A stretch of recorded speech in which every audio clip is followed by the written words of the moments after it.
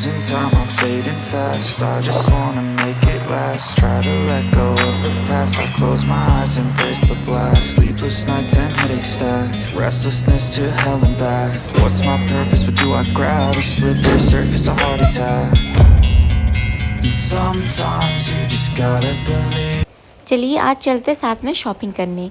कौन जा रहा है पता है? रीशु। आज जा रहे हैं हम लोग डी मार्ट और डी मार्ट में शॉपिंग करने वाली मेरी बेटी रीशु। सुपर एक्साइटेड, मम्मा मैं शॉपिंग करूँगी। सबसे पहले पहुँच के लिफ्ट के पास खड़े होके मम्मा लिफ्ट दबा। हाथ पहुँचता नहीं है तो खड़े होके टाइल्स को दबा रही है। अब लिफ्ट आ गया, खुशी के मारे ताली बजा रही है। मैं बोले आज का शॉपिंग तुम ही करोगे बेटा। लेकिन बाहर का मौसम इतना ख़राब था कि मैं आप लोग को क्या बताऊँ। लेकिन डी मार्ट जाना भी बहुत ज़रूरी था क्योंकि राशन ख़त्म हो गए थे। ये देखिए बाहर का मौसम, मैंने ऐसा लग रहा है कि घर से निकलो तो पानी बरसेगा, तूफान होने का भी आशंका लग रहा है। गाड़ी देख के, मौसी की गाड़ी देख के दौड़ते दौड़ते भागते भागते गई। फाइनली बहुत अच्छा फील हो रहा था। मतलब घर से बाहर जब भी निकलती हूँ बहुत अच्छा फील होता है। निकलती नहीं हूँ ना तो ऐसा लगता है कि अलग दुनिया में आ गई। डी मार्ट पहुँचने के पहले इतना आंधी तूफान रास्ते में, हम लोग सोच रहे थे सही सलामत डी मार्ट तक बस पहुँच जाए। और रीशु को बीच में, पहले रीशु सामने बैठी थी, आंधी तूफान इतना तेज़ हुआ कि गाड़ी रोक के फिर रीशु को बीच में बिठा लिया हम लोग। अब देखिए सबसे आगे दौड़ रही है, शॉपिंग करने का एक्साइटमेंट उसको। वीडियो में आगे बने रहे ना, मैं कुछ उठाऊंगी उसके पहले ही रीशु ने यहाँ पे सामान रख दिया।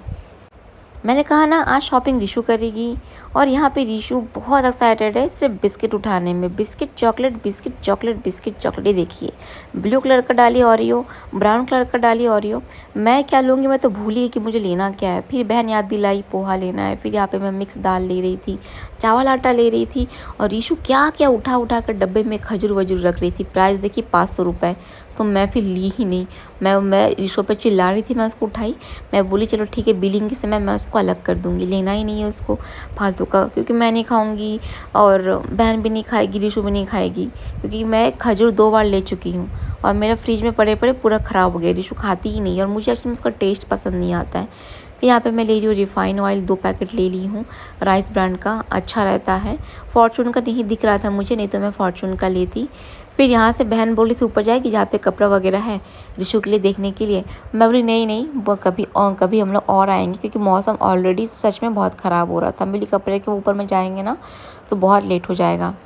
फिर यहाँ पे रीशु को थोड़ा टैकल करके, क्योंकि वो रोने लग गई थी, उसको जो डॉक्टर वाला खिलौना नहीं होता है कान में लगाते हैं फिर चेक करते हैं, खिलौना डॉक्टर वाला, वो सारा चीज़ उससे उसको चाहिए। वो जो भी सामान रहता है डॉक्टर का, मेरे को तो नाम भी नहीं पता, उसको चाहिए वो। अब मैं बोली नहीं पता आपको, वो मैं नेक्स्ट टाइम में दूंगी। फिर मम्मा आइसक्रीम खाना है। मैं बोली अभी बाहर बारिश हो रही, तूफ़ान चल रहा है, उसको भी आइसक्रीम खाना है। देखिए आप लोग पेड़ वेड़ कितना हिल रहा है, इतना तूफ़ान चल रहा था मगर इतना चिल्लाने लग गई ना। मैं बोली अरे फिर मेरा क्या ही मतलब पैसा बचाने का कि उसको आइसक्रीम ना दे पाऊँ। फिर मैं अब रो रही है, फिर मैं उसको आइसक्रीम ख़रीद के दी। कोई मतलब हुआ, आइसक्रीम में पूरा धूला लग गया, पूरा धूल उड़ रहा था। फिर आइसक्रीम को फेंक दी मैं। फिर एक नया पैकेट ली और घर पहुँचते वो आइसक्रीम पिघल के पूरा पानी हो जाएगा। तो बहन, मतलब हम लोग जा ही रहे थे कि पानी 1-2 बूंद टपकना शुरू हो गया। तो फिर बहन मेरे को बोली कि तू रीशु को पकड़ के फटाफट अंदर चले जा, लेकिन हम लोग अभी अंदर घुस नहीं सकते। फिर हम लोग बाहर में एक शेल्टर था, वहाँ पे हम लोग बैठे हुए थे। बहन उधर सामान ले गई थी लेकिन उस शेल्टर में भी पानी गिर रहा था। फिर वो दौड़ के आके 2 बैग सामान, जहाँ पे मैं रीशु को पकड़ के बैठी हुई थी, वहाँ पे लेके आई। और नहीं तो पूरा सामान पूरा भीग जाता ना, और पूरा खाने का सामान का डब्बा निकाल के दी। और देखिए बारिश, अच्छी खासी बारिश हुई। इस बीच मेरी बहन, ये बैग काफ़ी भारी था क्योंकि इसमें टोटल 10 किलो चावल था, बेचारी उठा के ला रही थी। मैं उसको बोली तू बैठ रीशु के पास, मैं लेके आती हूँ। लेकिन वही मैं उठ के जैसी मतलब जाने लगती थी तो रीशु भी चिल्लाने मेरे को मम्मा के साथ, मम्मा के पास जाना है, इसलिए मुझे रीशु के पास बैठना पड़ा। फाइनली थोड़ी बारिश रुकी, फिर काफ़ी लोग फिर निकले थे। फिर हम लोग भी तुरंत मतलब तैयार हो रहे थे निकलने के लिए, नहीं तो फिर बारिश स्टार्ट हो जाता। मतलब आज तो पूरा मतलब कचरा ही हो गया, लेकिन राशन भी ज़रूरी थी, चावल ख़त्म हो गया था। अब मैं बांधने वाली हूँ कान, क्योंकि मेरे कान में हवा लगने से मेरा कान दर्द शुरू हो जाता है। वो थोड़ा सा डिफेक्ट आ गया था शादी के बाद से ही, ससुराल का टॉर्चर बर्दाश्त कर करके। फाइनली हम लोग घर पहुँच चुके हैं। देखिए मेरी हालत एकदम मोंजुलिका नहीं लग रही हूँ, मोंजुलिका पार्ट 2 बनाऊँगी मैं।